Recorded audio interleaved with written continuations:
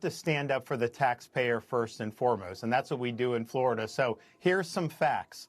The state of Florida now has almost 4 million more residents than New York State does, yet New York's budget is over twice as large as the state of Florida's. New York City, with 8 million people, has a larger budget than the entire state of Florida. And yet our infrastructure is better, our roads are better, our services are better. And so these are choices.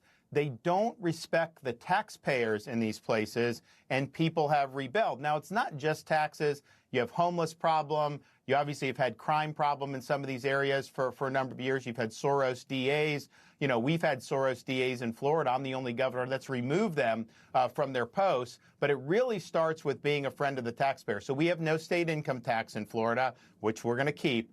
We have a sales tax, but the necessities of life are actually exempt. So food, medication, baby items, you don't even pay sales tax on that. And so if somebody is struggling trying to make ends meet, you know, we've done a lot to reduce the burdens on them. If you want to send your kid to college at one of our state universities, our in-state tuition is the lowest in the country, about $6,300, the same as the day I took office. The tuition hasn't budged, even though we've had inflation, you know, throughout the economy. So on issue after issue, we've stood for people that are working hard. We respect the taxpayers, and the proof's in the pudding. How can you possibly argue that it would be okay to have a budget twice as large like New York State, given the results, the substandard results that they have? It's a choice of how they're treating taxpayers.